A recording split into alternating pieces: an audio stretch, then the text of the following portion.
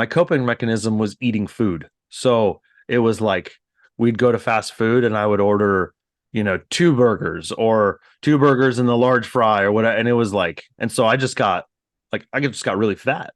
Mm. Frankly, like I got really fat as a 12-year-old. I was the fat kid, when I Mm. was 12. And um, so through junior high and even through high school, I was still really like kind of like the fat kid until like junior year of high school and senior year. I sprouted up. I got a little taller. I got a little leaner, and I started working out, doing more sports and stuff like that. And so I got made fun of less, at that point. But we all get made fun of, right? Right. In any school in high school and stuff. So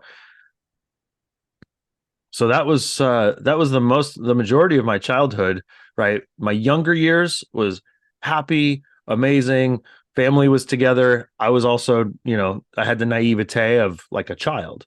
And so I didn't know that there was turmoil in the house until really what hit me was when a process server came to the house to serve my dad with divorce papers. So my mom was the one who filed for divorce. Mm. And I remember vividly, like, my dad knew what was going down, right? My dad being in business for years, seeing what a process server looks and acts like, right?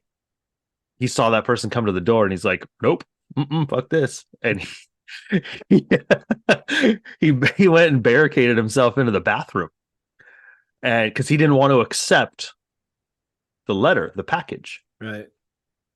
And so then the guy slid it under the door and said, Dan, you've been served. And that was when I knew. I was like, oh, okay, this is real. But still, after that, I didn't believe it, right? And so I went through this period of denial where I was like, oh no, this is just some big joke. They're going to get back together. Everything's going to be fine. Wishful thinking as a 12-year-old, right? Mm-hmm.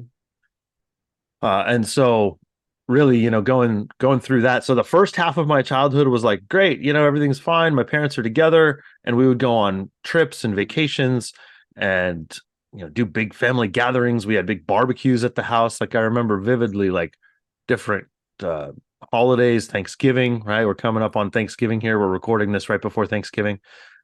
Christmas, there was never anything to indicate that the world was going to fall apart shortly. Mm. And then the world did fall apart, right? And at 12 years old, you're in like a super formative period.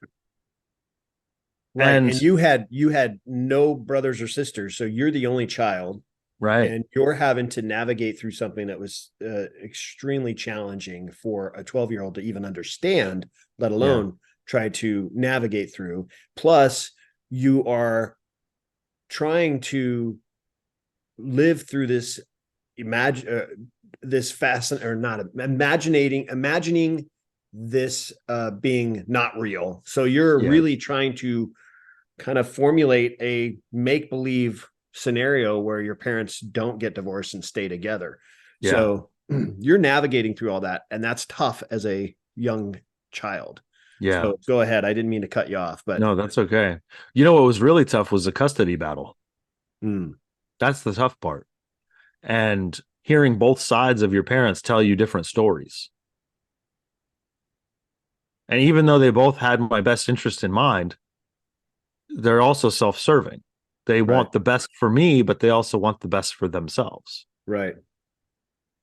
So there was a lot of that push pull, like where you don't know which direction is the right direction. And you end up, going to one set of, like, you go to your mom's house and, you have great things that happen there. And then you go to your dad's house and you have great things that happen there.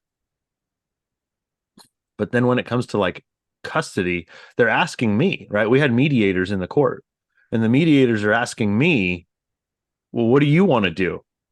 I'm like, I don't fucking know. I'm 12. Right, you right. know? Exactly. Right. And I'm like, well, let's see. What did dad buy me last week? Well, I want to go with dad. What did mom buy me last week? I want to Right. go with mom. Right. And there's such a short attention span when it comes to like, logic and reasoning for a kid, that like, you can't ask a kid that, and I say kid, but 12 years old is a kid, frankly. Mm-hmm. Yeah. So I had no idea what I really wanted. And ultimately, like, the custody battle turned into, it was just 50-50. That's Mm-hmm. how they worked it out. And it's like, what you trade off weekends, and then it's like, okay, every other holiday, this one goes to me and that one goes to, and it's just like, it's just a weird scenario. It's a weird Right. situation, to live in. Uh, but they did the best they could.